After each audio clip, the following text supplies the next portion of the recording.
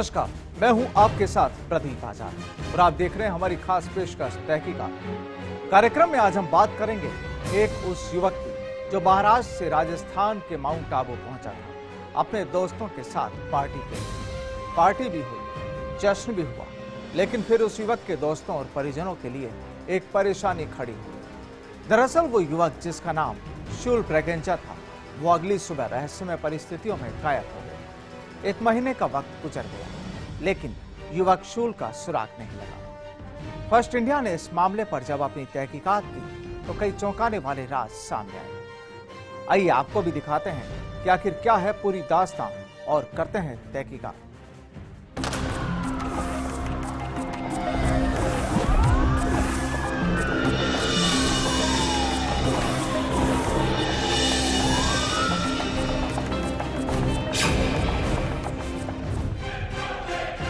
एक शख्स महाराष्ट्र के पुणे से माउंट आबू पहुंचता है अपने पुराने दोस्तों के साथ पार्टी मनाने के लिए। घर वालों को बोलकर आता है और माउंट आबू पहुंचकर उन्हें वापस पहुंचने की तारीख भी बताता है, लेकिन फिर वो अपने घर नहीं पहुंचता। 31 दिन का वक्त और युवक की गुमशुदगी।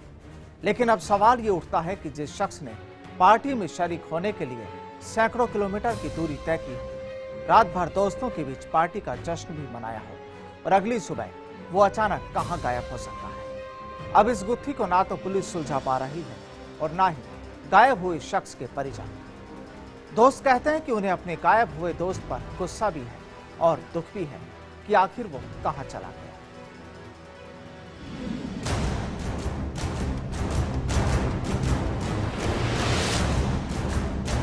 अपने स्कूली दोस्तों के साथ जब पार्टी करने और उनसे मिलने का मौका हो तो ये मौका अपने हाथ से कौन जाने देना चाहता है।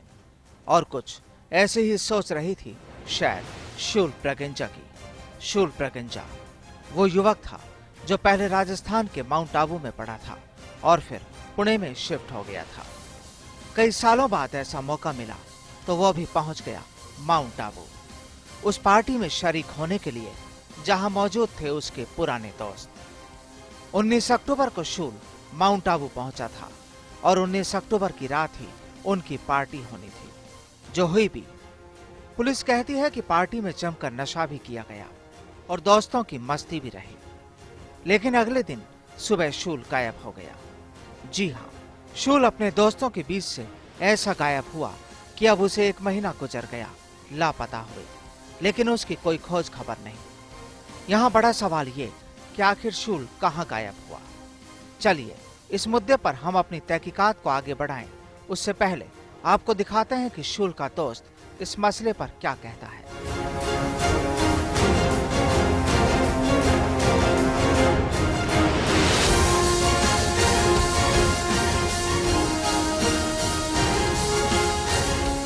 ये और 1995 में पास आउट किया था, तो इसलिए 20 साल बाद हमारा ये रीयूनियन था, तो इसके लिए एक एनर्जी थी, फ्रेंड्स सब मिलने वाले थे, तो पूरे बैच में जितना हो सका हम लोगों ने सबको बताया। तो उसमें एक के बाद एक जो आने वाले थे सब आ रहे थे। तो जैसे हम लोग थोड़ा जल्दी पहुंच गए थे, कुछ 17 तारीख को पहुंच गए थे। शूल में 19 को पहुंचा मॉर्निंग में। तब तो हम लोग उस दिन अंबाजी घूमने गए थे। उसके बाद में फिर ऑफकोर्स रात को पार्टी थी, लेकिन मैं अंबाजी जाके आया था। मैं तो जल्दी सो गया था, करीब 12:30 बजे। तो जब सुबह में उठा तब मुझे पता चला कि ये लोग जो जग रहे थे, फिर शूल और ये सब, तो उसको जॉगिंग करने जाना था।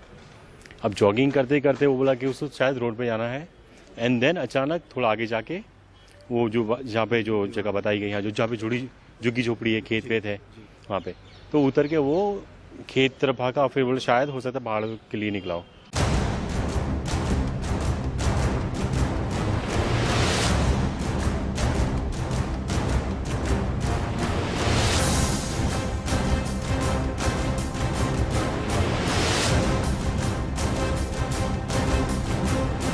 शूल के दोस्त मंसूर का कहना है कि शूल जॉगिंग करने के लिए निकल गया, लेकिन सवाल ये कि आखिर शूल किन रास्तों पर निकला जो आज तक वापस नहीं पहुंचा। माउंट आबू के जंगलों में शूल के लापता होने की खबर शूल के परिजनों तक भी पहुंच गई, तो परिजन भी पुणे से माउंट आबू पहुंच गए। शूल की तलाश में पुलिस भी जुटी और डॉग स्क्वाड को भी तलाशी में लगाया गया।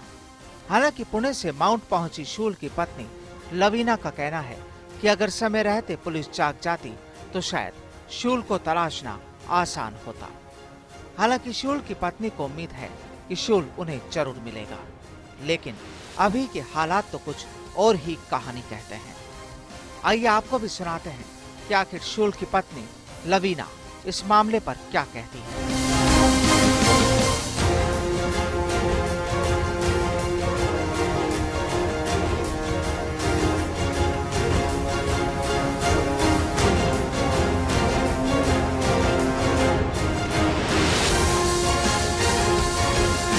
मेरे हस्बैंड जो है वो 18 अक्टूबर को पुणे से निकले थे।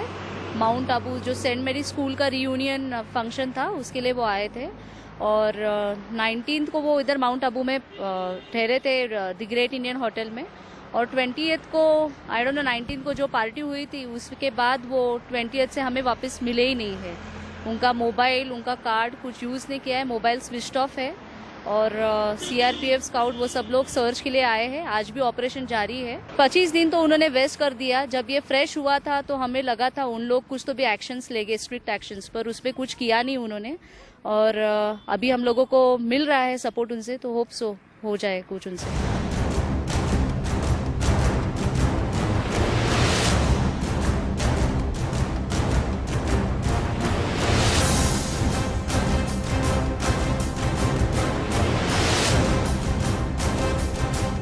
तो सुना आपने शूल की पत्नी लवीना को। उम्मीदें अभी कायम है, लेकिन जैसे जैसे वक्त गुजर रहा है शूल के परिजनों के चेहरे पर चिंता की लकीरें पड़ती जा रही है। माउंट आबू के जंगलों में गायब हुए शूल प्रगंजा को लेकर जहां पुलिस अभी भी असमंजस की स्थिति में नजर आ रही है, तो पीड़ित की पत्नी चल रही जांच को लेकर संतुष्ट नजर नहीं आती और उसने सिरोही एसपी को एक परिवाद देकर जांच को बदलने के लिए गुहार लगाई, जिसके बाद अब इस मामले का जांच अधिकारी भी बदल दिया गया है। और अब एक बार फिर पुलिस ने उन सभी लोगों जो पार्टी में मौजूद थे उन सभी को थाने में बुलाकर पूछताछ शुरू कर दी है। लेकिन इस सब के बावजूद भी अभी खाकी किसी नतीजे पर नहीं पहुंच सकी है। आगे हम आपको बताएंगे कि आखिर शूल की तलाश किस तरह हुई और अब इस मामले को किस तरह से लिया जा रहा है। आखिर जारी है हमारी तहकीकात।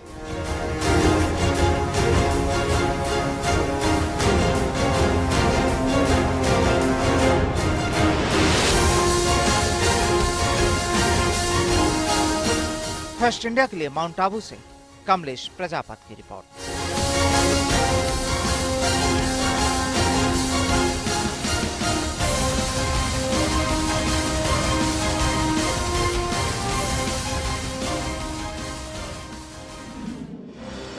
ऐसा लगता है कि शूल प्रगंजा के गुम होने की दास्तां अब उलझ चुकी है। पुणे में अपना जिम चलाने वाला और कई लोगों को बॉडी बिल्डिंग की ट्रेनिंग देने वाला शूल अचानक जब गायब होता है तो पुलिस के लिए भी परेशानी बढ़ती है। वहीं शूल के परिजनों के सामने भी सवाल ये खड़ा होता है कि क्या आखिर ऐसा क्या हुआ कि उनका शूल गायब हो जाए। सवाल कई हैं और अब शूल के साथ ही उनके जवाब भी तलाशना जरूरी है। हमने भी इसी मामले पर तहकीकात की और ये जानने की कोशिश की कि आखिर ऐसा क्या हो सकता है कि 1 महीने से लापता शूल का कोई सुराग ही नहीं लगा।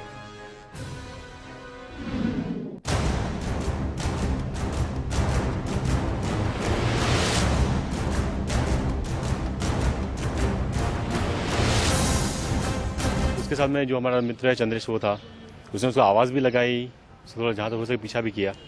खेत तक तो वो गया बंदा, लेकिन उसके बाद में फिर जब खेत तक पहुँचा शूल दिख ही नहीं रहा, ना ही कोई आवाज़ का नोटिस कर रहा। तो कुछ थोड़ी देर बाद वेट करने के बाद में उसने आगे सबको बताया। फिर हम लोगों ने सर्च किया, ढूंढने गए और हमको लगा कि ठीक है यार लौट के आ जाएगा, ज़्यादा से ज़्यादा कितना दूर जाएगा। फिर जब लेकिन दोपहर तक नहीं हुआ, मतलब 1 बजे तक, फिर हम लोगों ने आके पुलिस से बात बताई। उसके बाद में फिर पूरा सर्च हुआ, सीआरपीएफ को बुलाया था, ट्रैकर्स को बुलाया। उस दिन भी नहीं पता चला शाम तक। नेक्स्ट डे सर्च फिर से शुरू हुआ, तब भी कोई पता नहीं। तो अभी जैसे फिर उस दिन हम लोग याद है कि किसी ने बताया कि उसको आबू रोड, ये अपना ब्रह्म कुमारी का कुछ गेट नंबर 6 है, वहाँ पे कहीं पे देखा। और तो हम लोगों ने बोला कि ठीक है आबू रोड जाकर पहचान तो कर लेते हैं। तो मुझे याद है कि मैं और मेरा एक और सहपाठी कॉन्ट्रैक्ट, हम लोग शुरू में आबू रोड तक गए, वहाँ पे पूछा लोगों को। तो एक रबड़ी वाला है जिसने उसको करीब रात को 9:30 बजे, उस वक्त 9 साढ़े 9 बजे यार ऐसे कुछ टाइम पे उसे देखा था।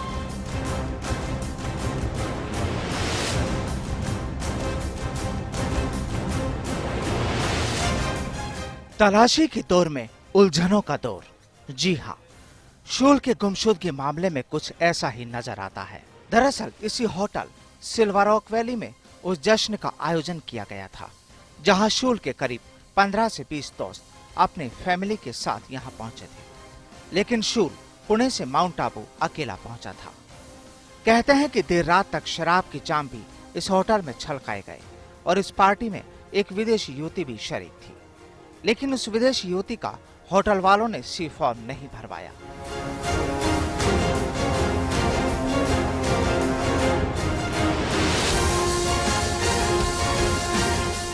आपको बता दें कि शूल पुणे से माउंट आबू पहुंचने के बाद होटल ग्रेट इंडिया रिसोर्ट में रुका था।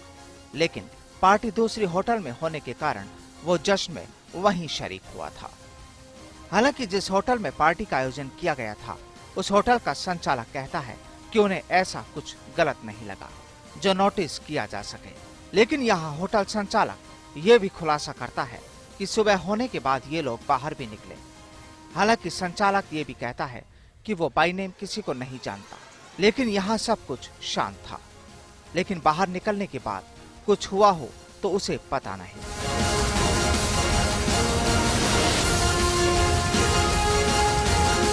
इसमें 15 से 20 लोग शामिल थे और मैं 12 बजे के करीब में मैं सो गया था और मेरे बच्चे जो स्टाफ यहाँ काम करता है उसमें से 2 लड़के 12:30-1 बजे सोए, एक लड़का 3 बजे तक जग रहा था। उसके बाद ये लोग बाहर निकले हैं।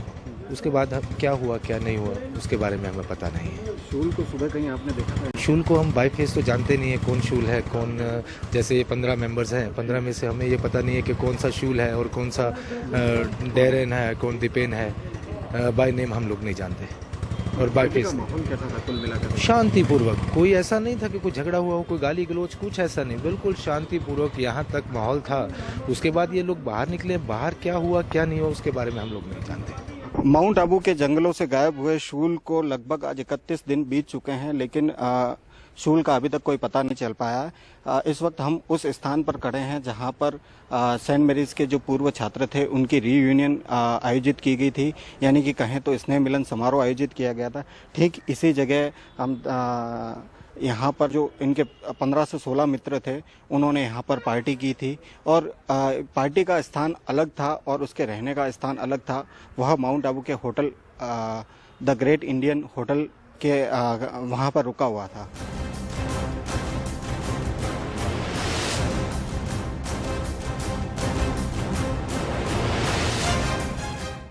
तहकीकात में सामने आया है कि हालांकि वो रुका दूसरे होटल में था, लेकिन पार्टी दूसरी जगह पर। वहीं जब शूल के कुछ दोस्तों से बात की गई तो सामने ये भी आया है कि गायब होने वाली रात को शूल को आबू रोड के रेलवे स्टेशन पर देखा गया था, ऐसा उन्होंने बताया। और अब एक पहलू ये भी है कि वो ट्रेन से चला गया हो, लेकिन सवाल ये कि आखिर क्यों? रात को पार्टी करने के बाद सुबह अचानक अपने दोस्तों को छोड़कर आखिर कोई शख्स ट्रेन से बिना किसी से कुछ कहे अचानक क्यों चला जाए, ये कहना मुश्किल है। लेकिन खाकी की तहकीकात अब बदस्तूर है। आगे हम आपको बताएंगे कि आखिर शूल के गायब होने के मामले में पुलिस ने कैसे की अपनी तहकीकात और इस मामले में क्या कहती है mount Abu police. First India के लिए माउंट आबू से कमलेश प्रजापति की रिपोर्ट।